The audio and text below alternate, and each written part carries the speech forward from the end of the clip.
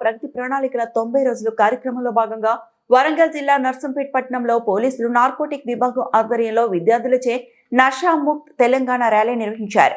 ఈ rally Narsampet అంగడ్ centre నుండి అంబేద్కర్ కూడలికి వరకు కొనసాగించి మానవహారం నిర్వహించారు. అనంతరం డిపోడిల్స్ ఉన్నత పాఠశాలలో మాదక ద్రవ్యాలు వాడటం వల్ల జరిగే పరిణామాలపై విద్యార్థులకు అవగాహన కల్పించారు.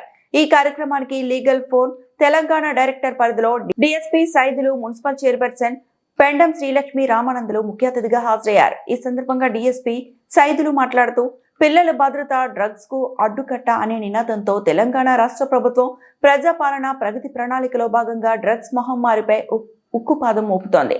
డ్రగ్స్ వాడిన, విక్రయించిన వారిపైన కఠిన చర్యలు ఉంటాయని తెలిపారు.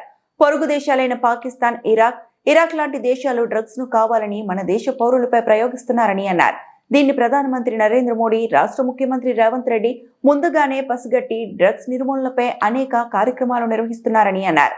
విద్యార్థి దశలో మాదక ద్రవ్యాలకు బానిసలు అయితే మీ జీవితాలు నాశనం అవ్వడమే కాకుండా ఆరోగ్యపరమైన సమస్యలు ఏర్పడతాయని, ప్రతి ఒక్కరూ మాదక ద్రవ్యాలు వాడినట్లు గాని, విక్రయించినట్లు గాని గమనిస్తే వెంటనే స్థానిక పోలీసులు గాని 1908 గాని ఫోన్ చేయాలని తెలిపారు. అనంతరం డిఎస్పీ సైదులు పాఠశాల విద్యార్థులకు క్రీడా వస్తువులను పంపిణీ చేశారు.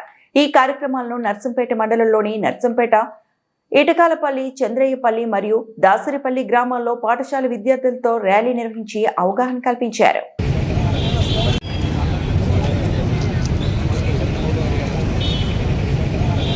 మరిన్ని అప్డేట్స్ కోసం మా ఛానల్ని సబ్స్క్రైబ్ చేయండి.